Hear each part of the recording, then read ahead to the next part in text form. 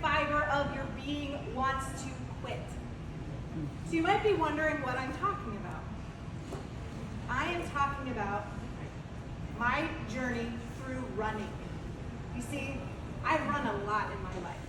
I like to call myself retired, but really, my body retired a lot earlier than I was ready to retire.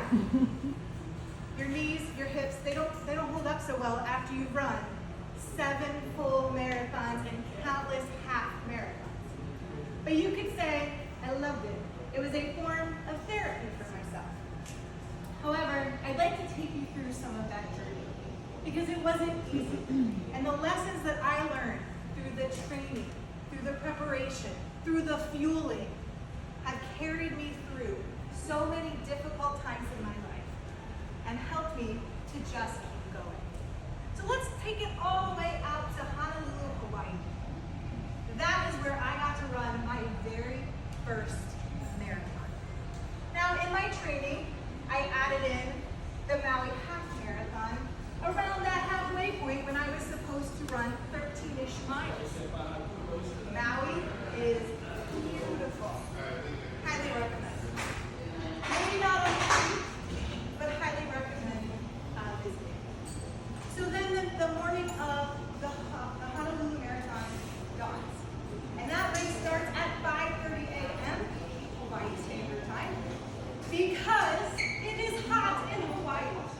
Lucky for me, I was born and raised in Florida, so no, nothing for me. But it's also hilly.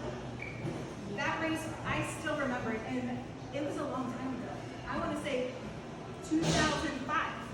2005, I ran that race.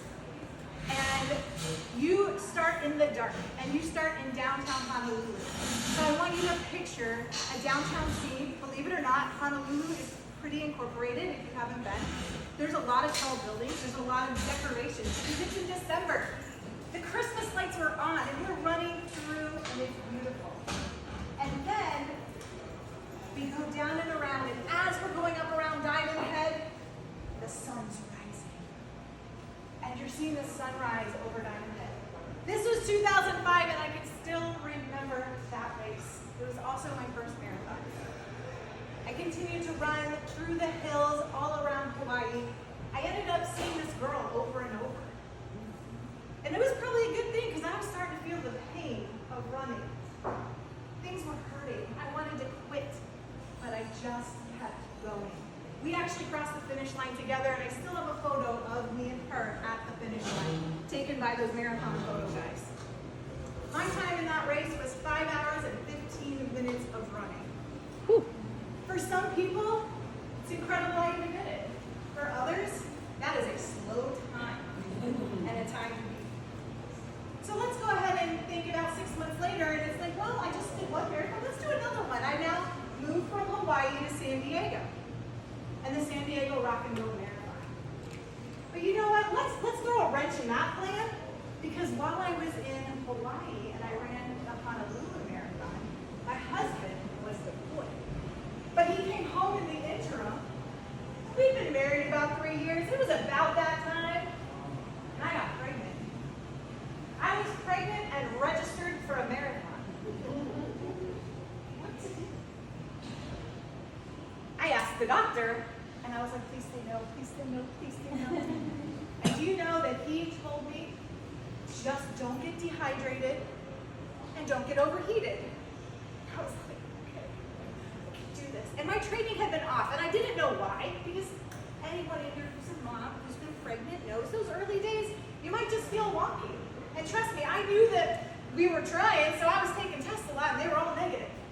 Until March, and I had this race coming up. So I said, all right, let's go. So I go, we start, because of course he had to do it with me, he's very competitive. We're no longer together, but that's a whole other story. So we start out, we're running, and we get a few miles in, and that first trimester, you just want to sleep. Let me tell you what, you just want to sleep. You're growing a human. You're tired. But I'm running a race. And it's only my second one, and I didn't train very well. This is a recipe for disaster. Obviously, survived. So I'm running, and I'm running. And by mile 8, I'm like, oh, I just can't. And I start walking. And I'm like, I just can't. I'm mile 8. Do you know how many miles there are to go? A lot more than 8. I'm not even halfway.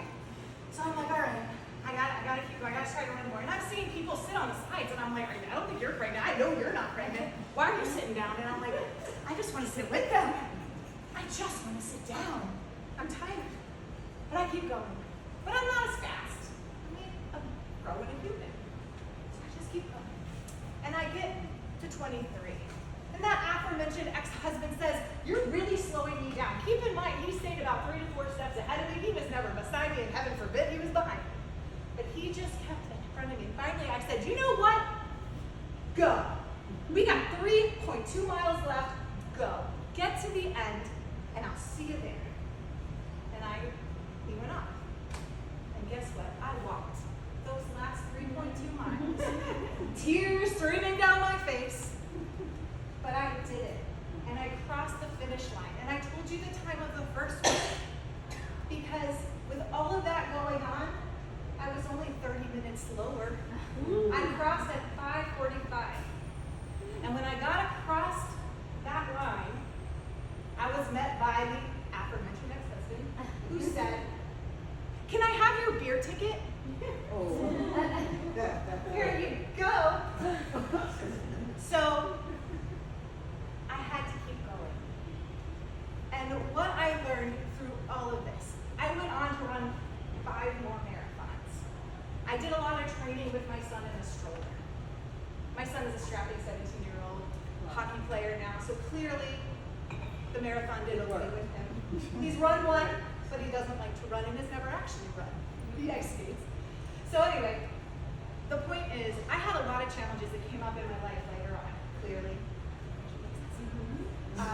Single mom for over 15 years, and fighting my way through all of the trials and tribulations that came with that. But I know that training, that working hard to achieve those goals, to just keep going, got me there.